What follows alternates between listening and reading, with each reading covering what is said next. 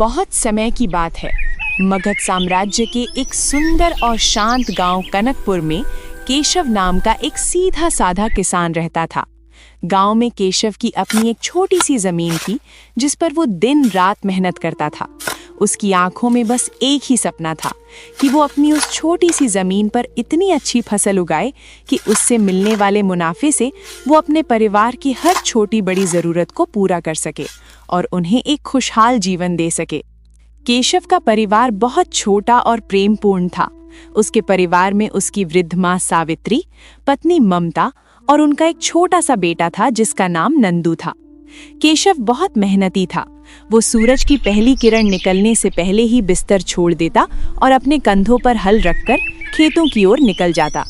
लेकिन उसकी इतनी मेहनत और लगन के बावजूद फसलें अक्सर अच्छी नहीं हो पाती थीं। इसके पीछे का कारण ये था कि उसके पास न तो अच्छी गुणवत्ता के बीज थे और न ही खेतों की सिंचाई के लिए पर्याप्त साधन।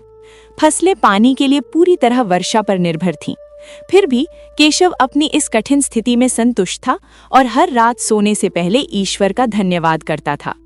उसी गांव में एक बहुत ही प्रभावशाली और अमीर सेठ रहता था जिसका नाम सेठ करोड़ीमल था। सेठ करोड़ीमल जितना धनवान था उतना ही लालची और पत्थर दिल भी। उसने अपनी चतुराई और ऊंचे ब्याज के जाल में फंसाकर कनकपुर के कई गरीब किसानों की जमीनें अपने नाम लिखवा ली थीं। वो किसानों की लाचारी का फायदा उठाने में माहिर था।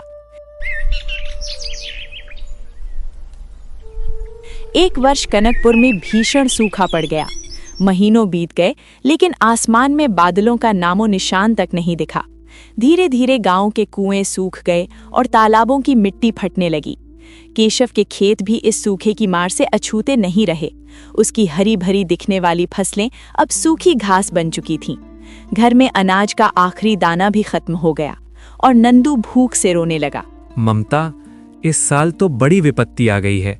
हमारे सारे खेत बंजर हो गए हैं और फसल का नामो निशान नहीं बचा। अब हम इस नन्हे बालक का पेट कैसे भरेंगे? हाँ केशव भाई, मेरी भी हालत वैसी ही है। समझ नहीं आ रहा कि संकट से कैसे निपटें। सरकार ने तो राहत का वादा किया था पर अभी तक कुछ पहुंचा नहीं। मुझे लगता है हमें सेठ करोड़ीमल से मदद मांगनी चाहिए। उन्हें हमारी स्थिति के बारे में जरूर पता होगा। केशव भाई, सेठ के पास जाना तो मौत के मुंह में जाने जैसा है। अभी पिछले महीने ही उसने सोहन की जमीन हड़प ली क्योंकि वो समय पर ब्याज नहीं दे पाया था। वो बहुत निर्दयी इंसान है। लेकिन बिरजू भाई, अभी हमारे पास और कोई रास्ता भी तो नहीं है। घर में राशन का दाना तक नहीं बचा। अब जो भी हो, सेठ ही आखिरी उम्मीद है। देखो केशव, मेरा फर्ज था तुम्हें सचेत करना। अब जो तुम्हारी इच्छा। मुझे तो लगता है हमें मिलकर गांव की पंचायत से बात करनी चाहिए।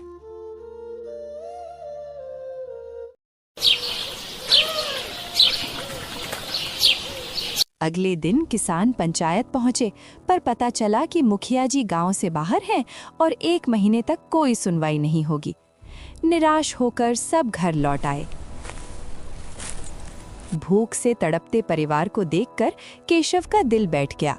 उसने अंततः सेठ करोड़ीमल के पास जाने का निश्चय किया। आओ केशव, सुना है तुम्हारी जमीन अब केवल धूल उड़ा रही है। बोलो क्या चाहिए? सेठ जी, सूखे ने हमें बर्बाद कर दिया है। घर में खाने को कुछ नहीं है। अगर आप थोड़े बीज और राशन के लिए कुछ पैसे उधार दे दें तो बड़ी कृपा होगी। मदद तो मिल जाएगी पर मेरी शर्तें तुम जानते ही हो। तुम्हें अपनी जमीन मेरे पास गिरवी रखनी होगी और इस कागज पर अपना अंगूठा लगाओ। अगर तुम समय पर कर्ज नहीं चुका पाए तो ये जमीन हमेशा के लिए मेरी हो जाएगी। केशव ने भारी मन से उन कागजों पर अंगूठा लगा दिया। उसे कुछ पैसे और बीज मिल गए। वह घर लौटा और ममता को सारी बात बताई। ममता, सेठ ने मदद तो की है पर हमारी जमीन अब उसके पास बंधक है। अगर फसल अच्छी नहीं हुई तो हम बेघर हो जाएंगे। आप चिंता ना करें, हमें अपनी मेहनत पर भरोसा रखना होगा। भगवान हमारे साथ हैं। आप कल से ही इन बीजों को बोने की तैयारी शुरू कीजिए। अगले ही दिन से केशव ने खेतों में जी तोड़ परिश्रम करना शुरू किया। उसने दिन रात एक कर दिया।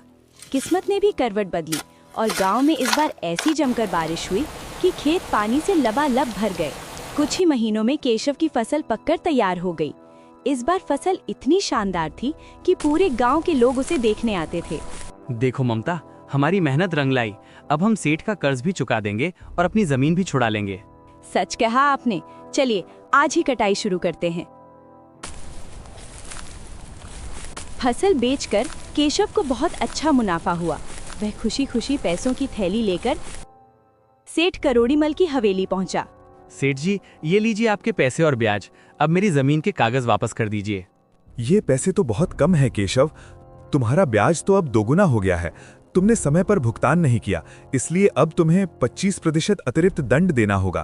पर सेठ जी, आपने तो कहा था कि जब पैसे आए तब चुका देना। मैंने फसल बेचते ही सबसे पहले आपके पास दौड़ लगाई है। ये अन्याय है। सेठ जी, हम पूरी रकम लेकर आए हैं। आप हमारी सादगी का फायदा नहीं उठा सकते। ज्यादा बहस मत करो। अगर जमीन चाहिए तो और पैसे लाओ, वरना यहाँ से दफा हो जाओ। केशव और ममता निराश होकर घर आए और गांव के अन्य किसानों को सेठ के धोखे के बारे में बताया। ये सुनकर गांव के सभी किसान क्रोधित हो उठे। बिरजू ने सबको एकजुट किया। भाइयों, आज केशव के साथ ऐसा हुआ है, कल हमारे साथ भी होगा। हमें इस सेठ की तानाशाही को रोकना ही होगा। अब मुखिया जी भी वापस आ गए हैं, चलिए उनके पास चलते हैं। लेकिन ये सब करने से क्या सेठ जमीन वापस कर देगा? कहीं ऐसा ना हो भाई कि वो सेठ हमारे भी जमीन ले ले। नहीं, ऐसा कुछ नहीं होगा, तुम सब चलो। अगर आज हमने कुछ नहीं किया तो ये तो पक्का है कि कल हमारे साथ भी यही होगा। इसलिए हमें अभी कदम उठाना होगा। चलो तुम सब। सभी किसान मिलकर सेठ करोड़ीमल के पास पहुंचे। उनके साथ पंचायत के सदस्य भी थे। सेठ जी, केशव ने आपको पूरी रकम दे दी है, आप उसकी जमीन क्यों नहीं लौटा रहे? तुम लोग बीच में मत पड़ो। ये मेरे और केशव के बीच का लिखित मामला है। सेठ जी, हमें पता है कि आप कागजों में हेरफेर करते हैं। अगर आपने अभी के अभी केशव की जमीन वापस नहीं की तो हम सभी किसान मिलकर आपके घर के सामने धरना देंगे और ये मामला सीधे जिले के बड़े साहब तक ले जाएंगे। फिर आपकी बदनामी भी होगी और आपको जेल भी जाना पड़ेगा। जब सेठ ने देखा कि पूरा गांव एक होकर उसके विरुद्ध खड़ा है और मामला हाथ से निकल सकता है, तो वो बुरी तरह घबरा गया। अरे नहीं मुखिया जी, आप तो बात को कहां ले गए। मैं तो बस केशव को डरा रहा था ताकि वो आगे से और मेहनत करे। ये लो केशव, तुम्हारी जमीन के कागज। मुझे कोई अतिरिक्त ब्याज नहीं चाहिए। गांव की एकता के सामने सेठ को घुटने टेकने पड़े। केशव को उसकी जमीन और इज्जत दोनों वापस मिल गए। केशव और उसका परिवार अब खुशी खुशी रहने लगे।